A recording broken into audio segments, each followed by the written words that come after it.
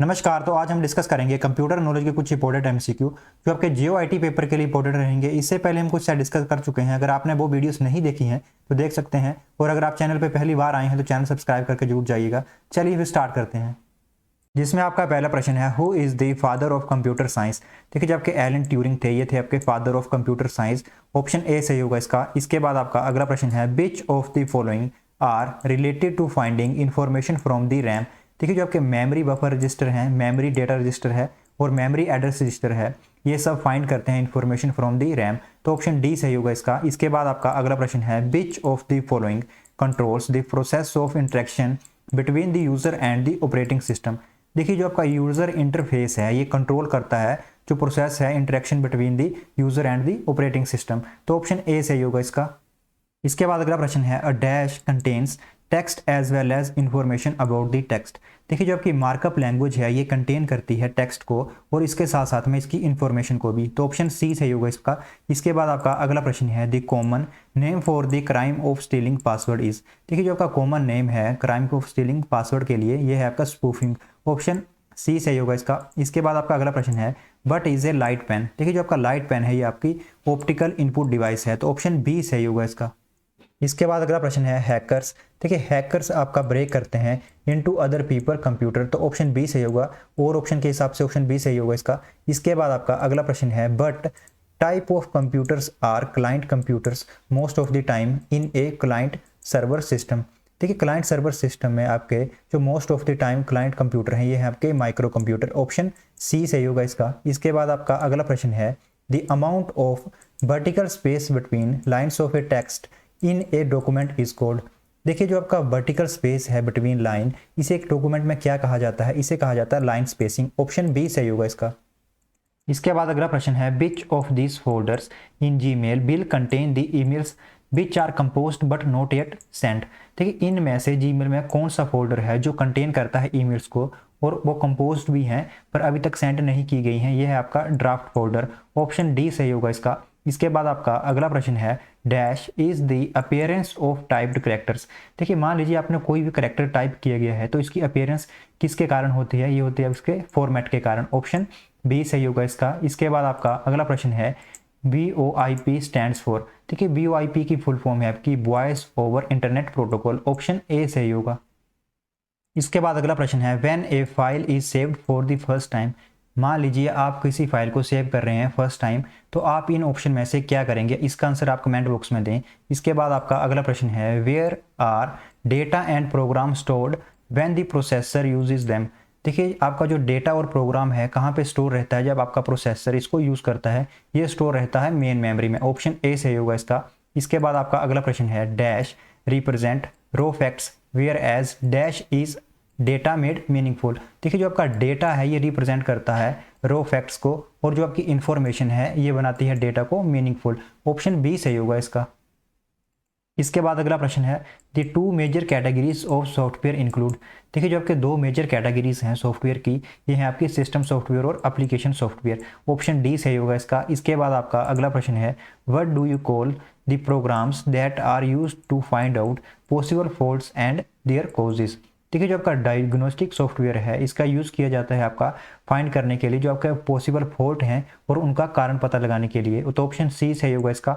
इसके बाद आपका अगला प्रश्न है, what does DMA stands for. देखिए, DMA की फुल फॉर्म है आपकी direct memory access. Option B सही होगा इसका।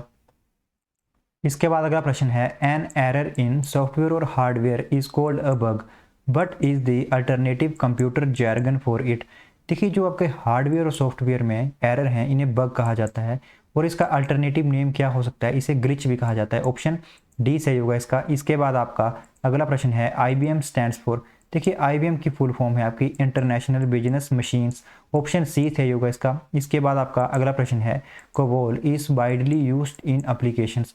देखिए, जो आपकी कोबोल है ये आपकी कॉमन बिजनेस ओरिएंटेड लैंग्वेज, तो इसका जो आपकी एप्लीकेशन है इनका यूज़ किया जाता है कमर्शियल पर्पस के लिए। ऑप्शन ए सही होगा इसका।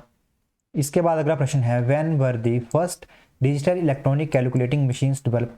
देखिए, फर्स्ट जो आपके डिजिटल के इलेक्ट्रॉनिक कैलकुलेटिंग मशीन्स थी, इनकी डेवलपमेंट कब हुई थी? इनकी हुई थी during World War second. Option C सही होगा इसका। आप कमेंट बॉक्स में बताएं कि जो आपकी first digital electronic calculating machine कौन सी थी।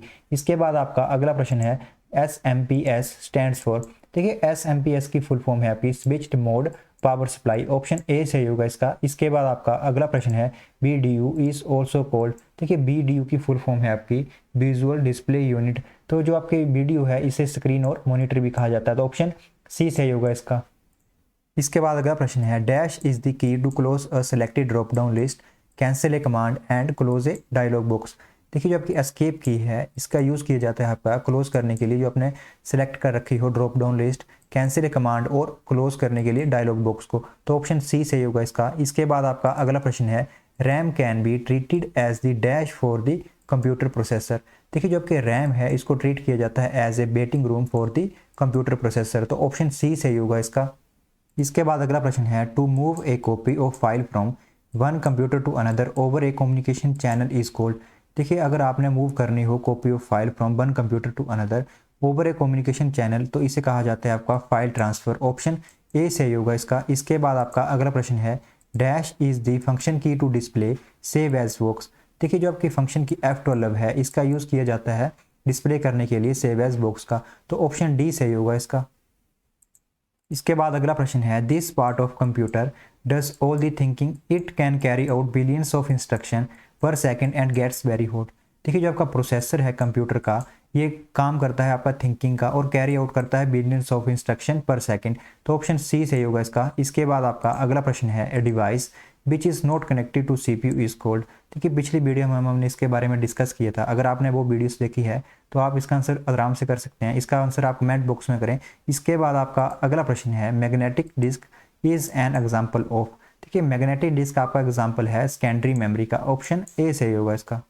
इसके बाद अगला प्रश्न है डैश स्टोर डेटा और information temporary and pass it on as a directed by the control unit, देखिए जो आपके रजिस्टर हैं ये स्टोर करते हैं डेटा और इन्फॉर्मेशन को टेम्परेरी और पास कर देते हैं वहाँ पे जहाँ इन्हें कंट्रोल यूनिट द्वारा डायरेक्ट किया जाता है, तो ऑप्शन बी सही होगा इसका। इसके बाद आपका अगला प्रश्न है which of the following system is also known as desk notes, देखिए जो आपके DTR कंप्यूटर हैं इन्हें डेस्क नोट्स के नाम से भी जाना जाता है, DTR की फुल फॉर्म है आपकी desktop replacement computer, option C सही होगा इसका। इसके बाद आपका अगला प्रश्न है all of the following are examples of real security and privacy risk, देखिए जो आपके हैकर्स हैं वायरसेस हैं और आइडेंटिटी थेफ्ट हैं ये आपके रियल सिक्योरिटी और प्राइवेसी रिस्क हैं, लेकिन जो आपका स्पैम है ये आपका रियल सिक्योरिटी और प्राइवेसी रिस्क नहीं है, तो ऑप्शन बी सही होगा इसका।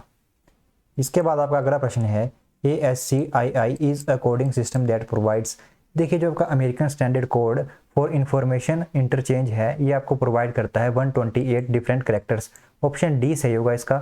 इसके बाद आपका अगला प्रश्न है when a computer is switched on the booting process perform, देखिए जब आप कंप्यूटर को स्विच ऑन करते हैं तो जो आपकी बूटिंग प्रोसेस परफॉर्म करती है ये करती है power on self test, option B सही होगा इसका। तो यह है अंत इस वीडियो का, आशा करता हूँ कि वीडियो आपके लिए हेल्पफुल रहेगी। अगली वीडियो में हम एक और सेट डिस्कस करेंगे, तो stay connected with your gold study channel, do work hard, God bless you all.